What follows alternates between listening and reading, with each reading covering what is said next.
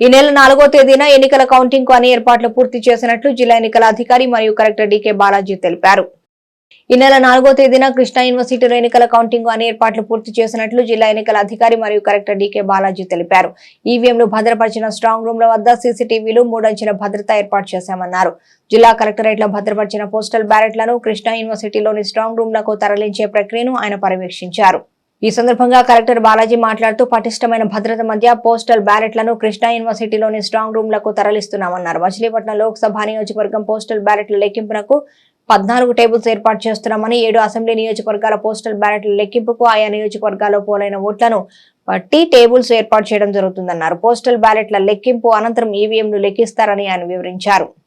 June 4 జరిగే counting ప్రక్రియకి అన్ని ఏర్పాట్లు చేయడం జరిగింది. కౌంటింగ్కి అవసరం ఉన్న అన్ని మెటీరియల్స్ ప్రొక్యూర్ చేశాము. కౌంటింగ్కి స్టాఫ్ అందరినీ కూడా ఆల్రెడీ అపాయింట్మెంట్ ఆర్డర్స్ ఇష్యూ చేయడం జరిగింది. కౌంటింగ్ స్టాఫ్కి ఫస్ట్ ర్యాండమైజేషన్ చేసేసాము. మొదటి దశ ట్రైనింగ్ ఈ రోజు రేపు 4 బ్యాచెస్గా జరుపుతున్నాము.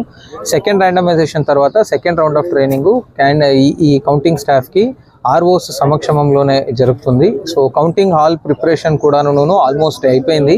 సో చిన్న చేంజెస్ చేస్తున్నారు. అది కూడా ఈరోజు ఈవినింగ్ లోపు కంప్లీట్ అయిపోతుంది.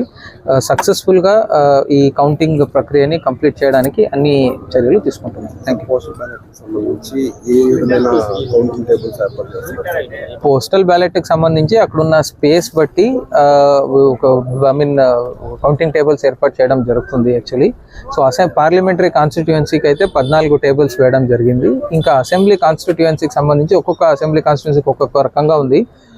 తక్కువ పోస్టల్ బ్యాలెట్స్ వచ్చిన చోట 2-3 టేబుల్స్ వేసాము. ఎక్కువ వచ్చిన చోట 8 వరకు టేబుల్స్ వేయడం జరిగింది. సో పోస్టల్ బ్యాలెట్ కౌంటింగ్ కూడా ఈవీఎం కౌంటింగ్ కంప్లీట్ అయ్యే లోపే కంప్లీట్ అవ్వడానికి అన్ని ఏర్పాట్లు చేస్తున్నాం. బందోబస్తు స్ట్రాంగ్ రూమ్ దగ్గర 3 టైర్ బందోబస్తు ఉంటుంది. సో దాంట్లో ఫస్ట్ ఫస్ట్ కార్డన్ని central armed forces, paramilitary forces protect చేస్తారు. సెకండ్ కార్డన్ని స్టేట్ ఆర్మ్డ్ పోలీస్, థర్డ్ మళ్ళీ డిస్ట్రిక్ట్ పోలీస్ ఇలా ఉంటారు. సో అక్కడ అన్ని సీసీటీవీ అంతా ఏర్పాటు చేశాము యాక్చువల్లీ. సో కంటెస్టింగ్ క్యాండిడేట్స్కి కూడాను అక్కడ ఒక కంట్రోల్ రూమ్ ఏర్పాటు చేసి ఆ కంట్రోల్ రూమ్లో ఈ స్ట్రాంగ్ రూమ్ సీసీటీవీ ఫుటేజెస్ అన్ని కూడా వాళ్ళు కూడా చూసుకునే దానికి అవకాశం కల్పించాము. వాళ్ళు కూడాను ఎవ్రీడే ఒక్కొక్కసారి వాళ్ళని కూడా లోపల తీసుకెళ్లి ఒకసారి స్ట్రాంగ్ రూమ్స్ కూడా చూపిస్తున్నాము. పారదర్శకంగా అన్ని ఏర్పాట్లు చేయాలి. సార్వా పంట నష్టపరిహారం చెల్లింపులో కోట్లాది రూపాయల అవకతవకలు జరిగాయని ఆరోపిస్తూ పెడనలో రైతులు ఆందోళన నిర్వహించారు. సార్వ పంట నష్టపరిహారం చెల్లింపు విషయంలో కోట్లాది రూపాయల అవకతవకలు చోటు చేసుకున్నాయని పెడనలోని మండల వ్యవసాయ శాఖ అధికారి కార్యాలయం వద్ద మండలంలోని వివిధ గ్రామాలకు చెందిన రైతులు ఆందోళన జరిపారు. వ్యవసాయ భూమి లేని వారికి కూడా పెద్ద మొత్తంలో నగదు జమ అయిందని వారు ఈ సందర్భంగా ఆరోపించారు.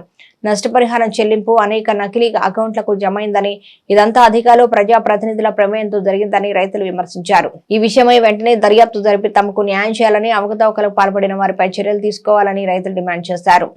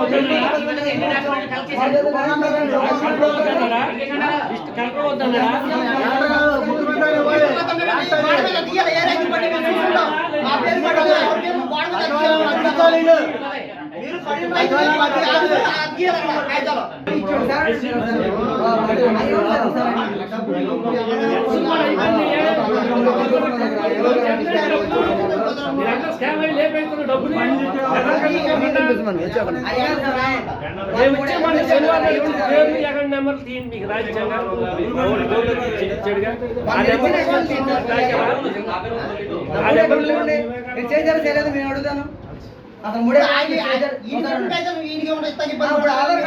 బ్యాంక్ అకౌంట్ మీకు నెంబర్లో ఇచ్చాను. అయ్యమన్నా అది ఆయన అడుగుతాను. అదే మన అడుగుతున్నాను. మీరు చేయాలి చేయలేదా? అడిగారు అడగదు. మీరు తెలుసుకోవడం అది అయ్యమ్మా పెట్టండి. వారం 10 రోజులు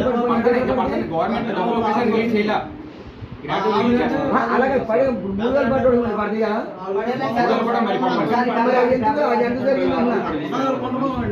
శేషరయ్య విజయవాడ నాకైతే తెచ్చారా మొత్తం 5 రేటు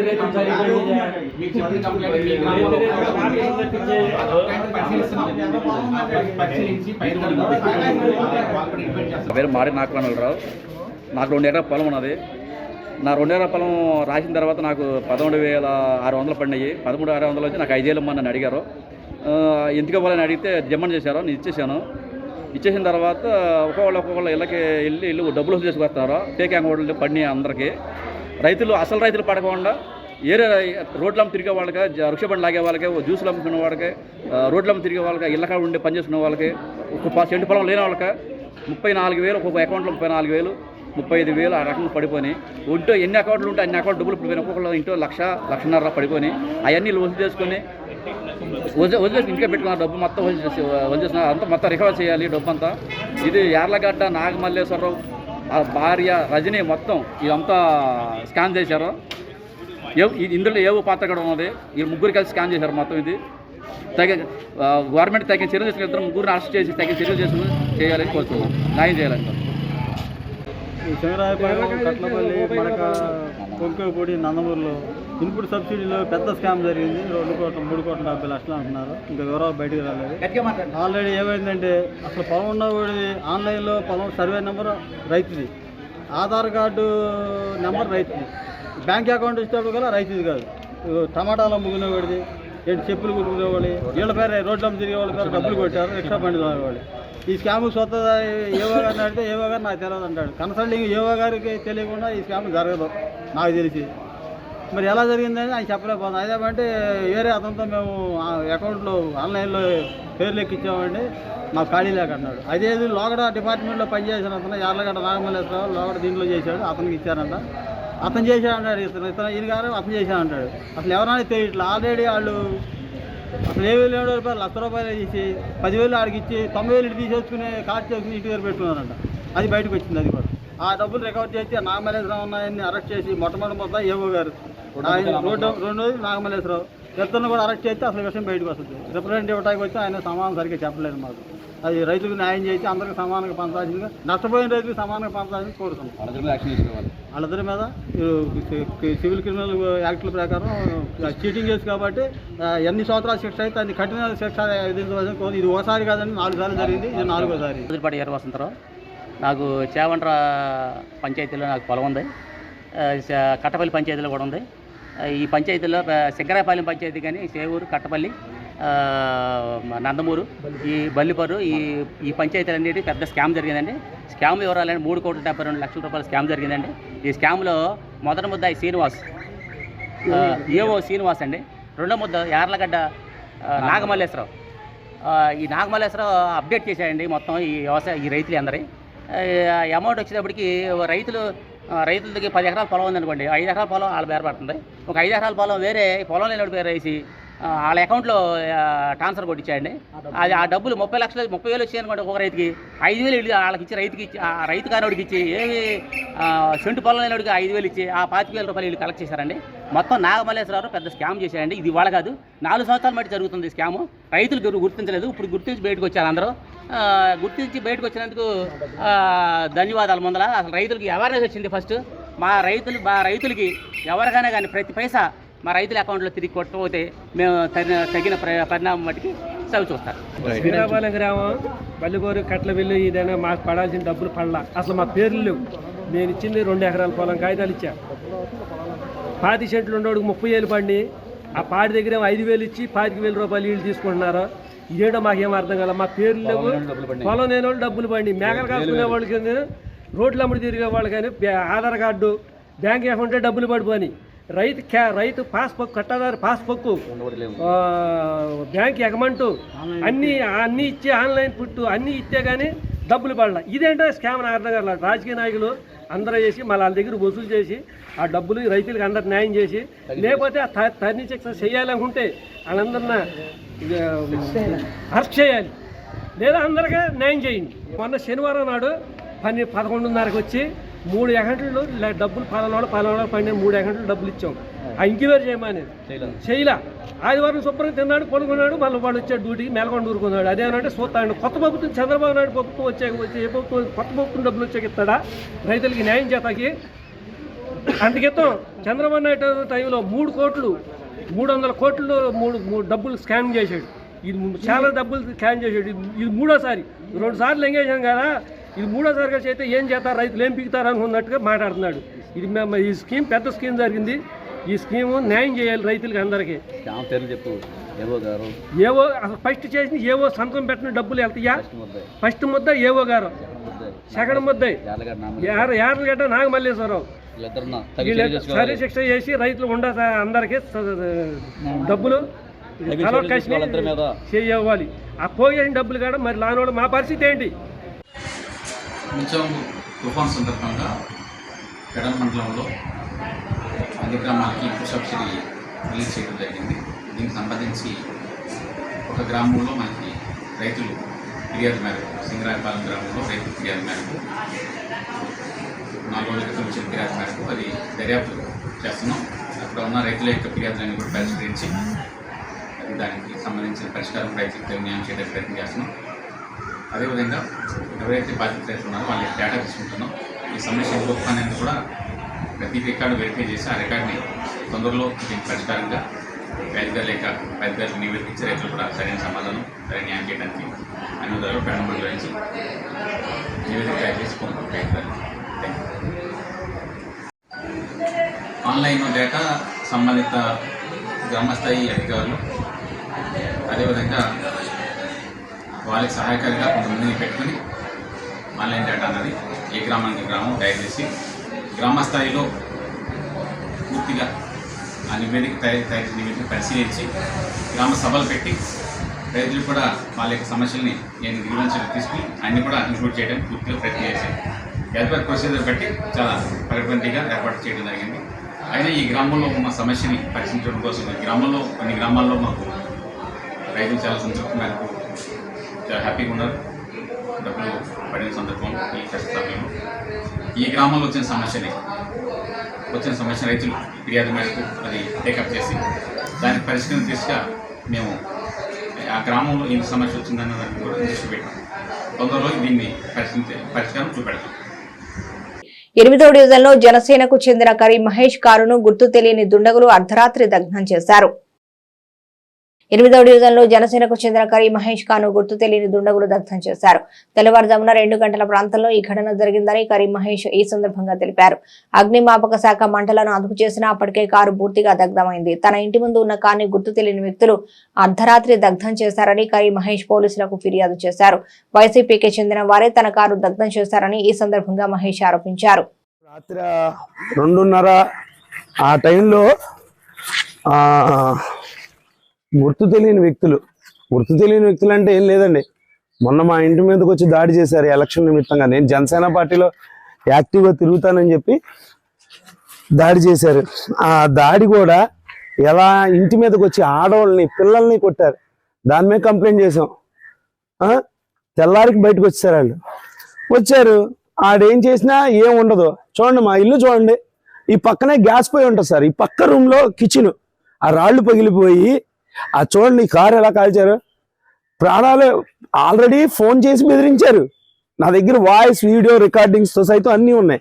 ఇంత దారుణం. మనుషులు కూడా విలువ ఉండదు, కానీ మనిషి ప్రాణాలకు కూడా ఇలా కాల్ చేసి ఇలా చేశారంటే వాళ్ళు మాట్లాడి కొట్టి చంపుదామనే వాళ్ళు. మార్కెట్లో కూరగాయల ధరలు కొండెక్కాయి. అకాల వర్షాల కారణంగా పెరిగిన ఈ ధరలు సామాన్యుడి నడ్డి విరుస్తున్నాయి.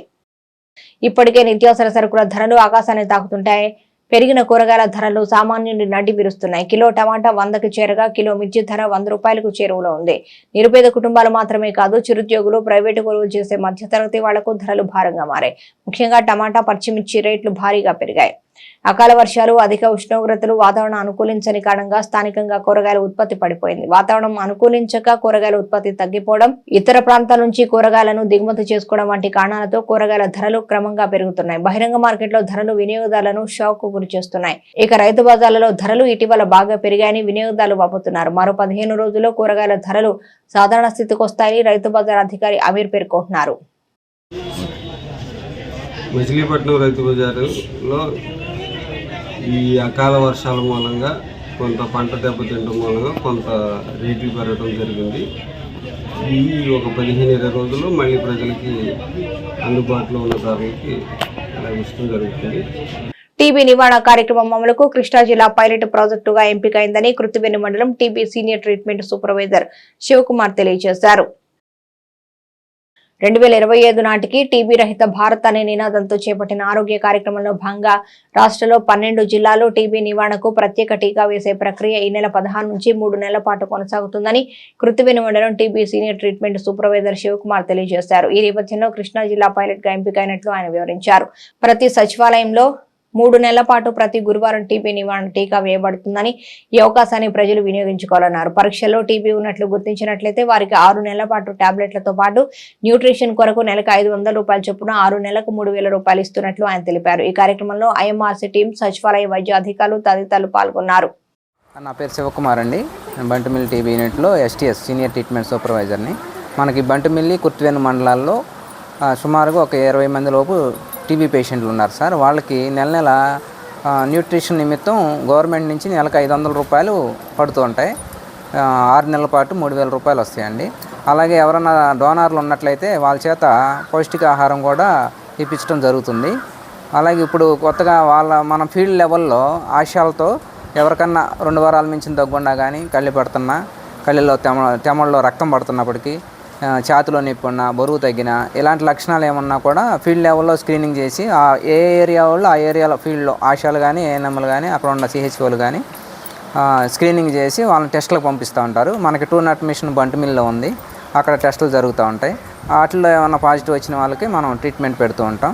అలాగే ఇప్పుడు కొత్తగా మనకు ఐసీఎంఆర్ టీం వాళ్ళు కూడా వస్తున్నారు. వాళ్ళు కూడా మన బంటుమిల్లి, కుర్తివెన్ను ఏరియాల్లో స్క్రీనింగ్ చేస్తున్నారండి. వాళ్ళు ఎక్స్రే కూడా తీస్తారు. వాటిలో ఏమైనా పాజిటివ్ వచ్చినట్టుగైతే మన పిహెచ్సి డాక్టర్ గారు మన మోడీ గారు ప్రవేశపెట్టారు కదండి. ఈ 2025 కల్లా లేదు 2024 కానీ 2025 కానీ ఈ టీబీ అనే దాన్ని మొత్తానికి కూడా మన దేశం ఇండియాలో ఎండ్ చేసేయాలి, పంపించేయాలి, తరిమేయాలి అన్న ప్రోగ్రామ్ ఉద్దేశంతో మోడీ గారు ఈ ప్రాజెక్ట్ అనేది చేశారనమాట. దీనిలో ఫస్ట్లో మన ఇండియాలో వచ్చేసరికి 3 చోట్ల ఉందండి.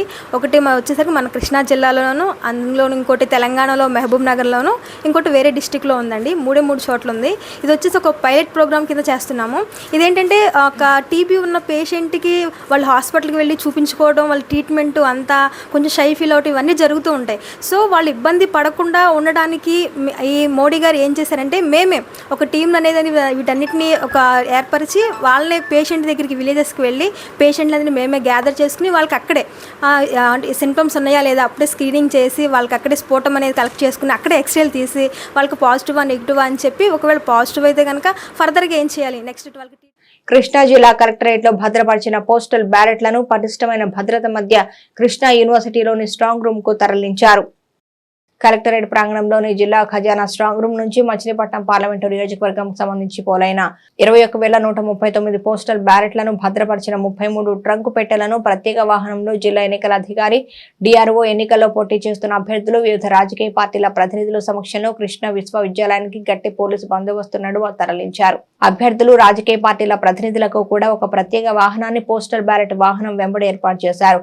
ఈ కార్యక్రమంలో DRO K Chandrasekhara Rao, postal ballot nodal అధికారి Shahid Babu, Janasena, YSRCP, INC, forward bloc పార్టీల ప్రతినిధులు గరికపాటి సాంబశివరావు, సింహాద్రి వెంకటేశ్వరరావు, కోకా ఫణిభూషణ్, కె జగదీష్, ఇండిపెండెంట్ అభ్యర్థులు గూడవల్లి వెంకట కేదారేశ్వరరావు, దామోదర్, ధనేకుల గాంధీ తదితరులు పాల్గొన్నారు. అగ్ని ప్రమాదంలో సర్వం కోల్పోయిన అగ్ని బాధిత కుటుంబాలకు పారిశ్రామికవేత్త విక్కుర్తి వెంకట శ్రీనివాసరావు సాయం చేసి వితరణ చాటుకున్నారు. మోపిదేవి మండలంలోని కొక్కిలిగడ్డ గ్రామంలో రాచూరి లంకేశ్వరరావు, రాచూరి శ్రీనివాసరావు, అద్దూరి వీరలంకమ్మలు నివాసం ఉంటున్న గృహం అగ్ని ప్రమాదంలో గృహోపకరణాలు పూర్తిగా దగ్ధమయ్యాయి.